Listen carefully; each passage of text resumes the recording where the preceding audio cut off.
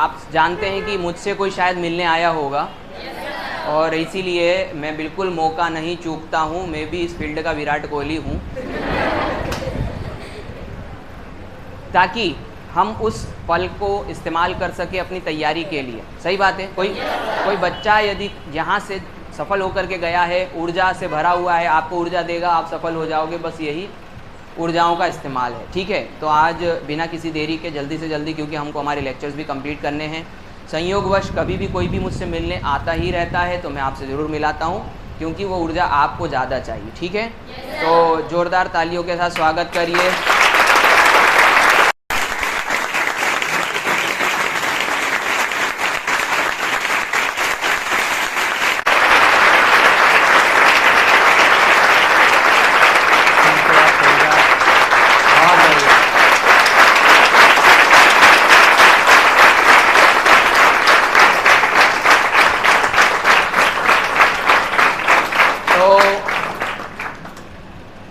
आज मैं बहुत छोटा दिख रहा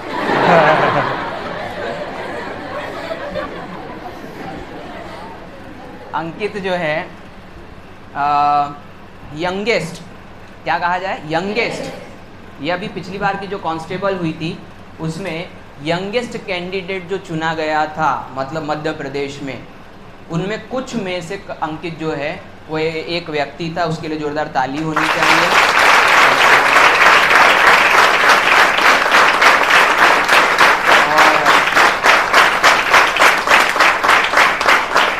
और अंकित, क्या उम्र थी जब तुम सिलेक्ट हुए थे?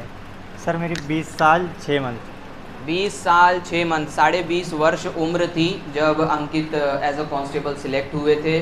और टैलेंटेड पर्सन है अपने बारे में, तो जिनको कहना चाहिए कि वो अपने तरफ से आपको समझाइश देंगे ही देंगे। मेरी नज़र में बहुत टैलेंटेड पर्सन है। अभी वो हवलदार दिख रहे हैं। आने वाले 1 साल में ईश्वर ने चाहा तो इससे बड़े पद के साथ फिर एम्पेरिकल इंस्टीट्यूट आएंगे। ये इनका कमिटमेंट भी है और हमारी इनके लिए इच्छा भी है। तो उस लक्ष्य के लिए एक बार जोरदार ताली होनी चाहिए।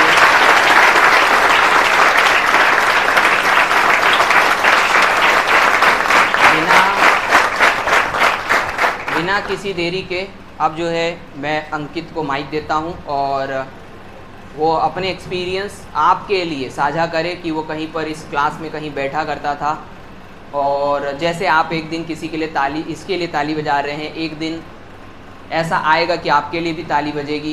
ये भाव कभी न कभी अंकित के मन में भी था। तो हम ऐसा विचार करेंगे और इसी आधार पे आप अंकित को सुनिए। जय हिंद सभी को। और कैसे हो आप सब? आई होप कि सबकी तैयारी बहुत ही ज़ोरदार चल रही होगी, क्योंकि ये वाला साल है जो कहे तो गोल्डन ईयर है। ये आप सबको दिख भी रहा होगा और लग भी रहा होगा, क्योंकि इसमें से कुछ स्टूडेंट्स हैं जो हमारे साथ थे पुराने, उन्होंने जो लॉकडाउन वाला फेज़ झेला है, उनको मतलब मैं अभी तक उनकी सराहना करता हूँ कि उन्होंने ये स्ट्रगल फेज़ देखने के बाद भी अभी तक कोचिंग में टिके हुए हैं। और ये अपने आप में बहुत बड़ी बात होती है, क्योंकि कुछ लोग थे उनमें से जिन्होंने गिव अप कर दिया था, लेकिन अब आपको वो वाली परिस्थितियाँ नहीं झेलनी पड़ेंगी। तो आप सभी को यही एडवाइस देना चाहूँगा कि इस बार समझ लीजिए कि हमारा भारत का सिस्टम ही ऐसा है, तो इस बार पूरी जान झोंक दीजिए, क्योंकि अगर इस बार हो गया है, सेंट्रल की 4 भर्ती आपके सामने हैं, अगर आप कंटिन्यू मेहनत करते रहेंगे तो समझ लीजिए कि आपको इससे बढ़िया अपॉर्चुनिटी शायद ही भविष्य में मिले। और ये वाला जो साल आने वाला है, अगले 1 साल आपके पास है, इस 1 साल में आप पूरी जी जान लगा दीजिए। कोई मतलब दोस्ती यारी इन सबको 1 साल के लिए आप मतलब प्रण ले लीजिए कि 1 साल के अंदर हमें दोस्त यार रिश्तेदार सबको भूल जाना है। क्योंकि हमारा तो पर्सनल एक्सपीरियंस है, सिलेक्शन के बाद जितने लोग नाराज़ हो जाते हैं आपसे, आपकी तैयारी के दौरान जो भी नाराज़ हो जाते हैं, उनको लगता है कि इससे थोड़ा सा घमंड आ गया है, ये हमसे बात नहीं करता, या हम बुलाते तो आते नहीं है, ये सारी चीज़ें वो भूल जाता है। जिस दिन आपका सिलेक्शन हो जाता है उस दिन वो सारी चीज़ें भूल जाता है और वही सबसे आपको पहले कॉन्ग्रेचुलेसन बोलेगा। तो आप इन चीज़ों के बारे में नहीं सोचिए कि वो नाराज़ हो जाएगा या ये हो जाएगा। आपको बस निरंतर मेहनत करते रहना चाहिए, क्योंकि अब ये जो साल है उसके बाद पता नहीं, अब फिर वही सरकार के अगर आ जाए फिर आपको गिव अप करने का एक बहाना मिल जाएगा। एक्चुअल हमारा दिमाग बहुत ही शार्प होता है, वो हमें ज़रा में मतलब गलत ट्रैक पे तो बहुत जल्दी ले जाता है कि छोड़ देते, तैयारी हो नहीं रही है, लेकिन खुद को बनाए रखना बहुत मुश्किल काम है। और इस बार ऐसा सोच लीजिए कि ये आखिरी एग्ज़ाम है हमारी, जो भी है, आप जिस भी पर्टिकुलर एग्ज़ाम की तैयारी कर रहे हैं तो बढ़िया एकदम पूरी तरीके से झोंक दीजिए खुद को। आप जब खुद को झोंकना चालू करेंगे तो आपको रियलाइज़ होगा कि आपकी स्ट्रेंथ है, जो आपको लगता है कि अभी जो स्ट्रेंथ है वो लगता है कि आपकी बहुत मैक्सिमम स्ट्रेंथ है, लेकिन जब आप उसको स्ट्रेच करोगे तो आपको रियलाइज़ होगा कि नहीं यार, इससे भी ज़्यादा मैं कर सकता हूँ, मेहनत में और ज़्यादा मेरे अंदर कैपेसिटी है।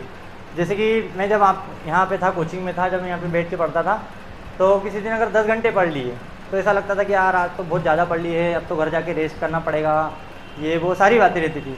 लेकिन अब जॉब में है, अगर आप 10 घंटे जॉब भी कर रहे हैं, उसके बाद भी अगर आपने सोच लिया कि पढ़ना है, उसके बाद भी आप 4 घंटे का टाइम निकालोगे पढ़ने के लिए अपने लिए, तो आप फिर आपको वहाँ पे जाके रियलाइज़ होता है कि मेरी स्ट्रेंथ तो पहले ही 14 घंटे की थी, मैं तो उस टाइम भी 14 घंटे पढ़ सकता था। लेकिन मैं ये सोचता था कि नहीं, 10 घंटे बहुत ज़्यादा होते हैं, साथ वाला पढ़ नहीं रहा है, मैं 10 घंटे पढ़ रहा हूँ, मैक्सिमम हो गया है, अब नहीं पढ़ना चाहिए, सो लेना चाहिए। तो ये चीज़ें मत सोचिए। आपको लग रहा है कि नहीं आप 10 घंटे पढ़ सकते हैं, आज 10 घंटे पढ़े, कल 11 घंटे पढ़िए। आपको रियलाइज़ होगा कि 7-8 दिन 11 घंटे के बाद पढ़ने के बाद वो 11 घंटे भी आपको ऐसे लगेंगे कि ठीक है, मतलब 11 घंटे ही पढ़ रहे हैं, फिर उनको बढ़ाइए। और ये मत सोचिए कि सारी चीज़ें ज़रूरी है, अभी आपके लिए एक ही चीज़ ज़रूरी है, वो है आपकी प्रिपरेशन। आप जितनी स्ट्रॉन्ग प्रिपरेशन करेंगे आपको उतने बेटर रिजल्ट आने लगेंगे। और सबसे बड़ा मोटिवेशन होता है रिजल्ट। अगर आप, ये एक ऐसी दौड़ है, इसमें एक टनल है ये, जिसमें पूरी टनल में अंधेरा है और आपको पता नहीं है कि ये टनल कब एंड होगी, इसका समाप्त कब है, कब उजाला आएगा। लेकिन ये है कि अगर आप तेज़ दौड़ रहे हो तो आपको कभी ना कभी इसमें फिक्स है कि आप किसी न किसी दिन टनल को क्रॉस करके उस लाइट में चले जाओगे। अभी ये अंधेरी दौड़ है, आप जितना तेज़ दौड़ सकते हो और जितनी पोटेंशियल के साथ दौड़ सकते हैं मैक्सिमम दौड़ो, क्योंकि ये गोल्डन अपॉर्चुनिटी है आपके लिए 2024-25 वाली, क्योंकि इसमें 4 सेंट्रल की भर्ती आने वाली है। और अब हमारे सीएम चेंज हुए हैं तो हो सकता है राज्य सेवा की भर्ती भी आए, तो आपके पास बहुत बड़ी अपॉर्चुनिटी है। और मैं आप सभी को यही कहना चाहता हूँ कि निरंतर पढ़ते रहिए, आगे बढ़ते रहिए, एक दिन आप भी रिजल्ट लेकर इस सीट पर आएंगे। और ये एक्सपीरियंस समझ लीजिए कि इस एक्सपीरियंस के लिए जिए, इस एक्सपीरियंस के लिए मेहनत कीजिए, क्योंकि जब आपके बदले आपके माता पिता जब गर्व करने लगे कि हाँ ये मेरा लड़का है या मेरी लड़की है, उस एक्सपीरियंस का कोई तोड़ नहीं है। लाइफ में सारी चीज़ें, पैसे, दोस्ती, यारी, सारे सुख एक जगह। और जब आपके पापा कहीं बोले 4 लोगों में आपको इंट्रोड्यूस कराए कि हाँ ये मेरा लड़का है, ये गवर्नमेंट जॉब में है, यहाँ है, पुलिस में है, पटवारी में, जिस भी जॉब में है, लेकिन जब आपके पापा आपके बदले प्राउड फील करें, उससे बेहतर मोमेंट कोई हो नहीं सकता। तो आप उसी चीज़ के लिए पढ़ते रहिए और निरंतर मेहनत करते रहिए। Thank you.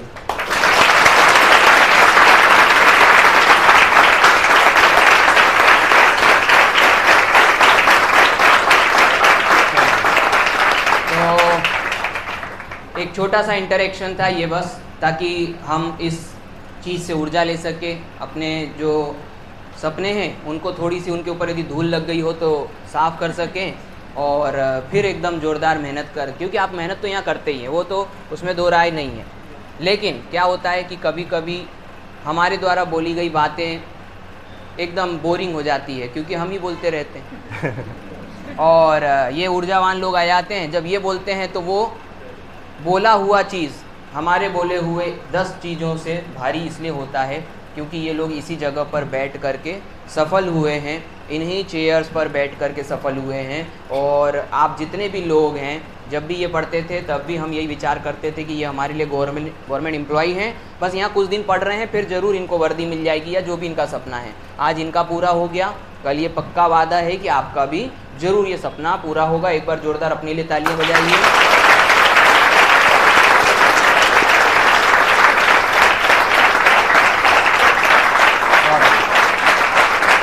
तो अब हम हमारी क्लासेस को कंटिन्यू करेंगे। अंकित, समय निकालने के लिए बहुत बहुत धन्यवाद। और छोटे मोटे कार्यक्रम जैसे जब होते हैं इस महीने में लगभग एक बार, पहले हम ये करते थे, अभी कंटिन्यूटी बरकरार नहीं रही, लेकिन महीने में एक बार कोई भी स्टूडेंट जो यहाँ से सफल होकर गया है उसको हम एज अ गेस्ट इनवाइट करते हैं, और उसके बाद में फिर जो है हम पर्टिकुलरली आप लोगों के सवाल जवाब, उसकी कहानी सब कुछ सुनते हैं। तो ऐसे ही एक कार्यक्रम में फिर कभी अंकित से मुलाकात होगी, और सभी का थैंक यू वेरी मच।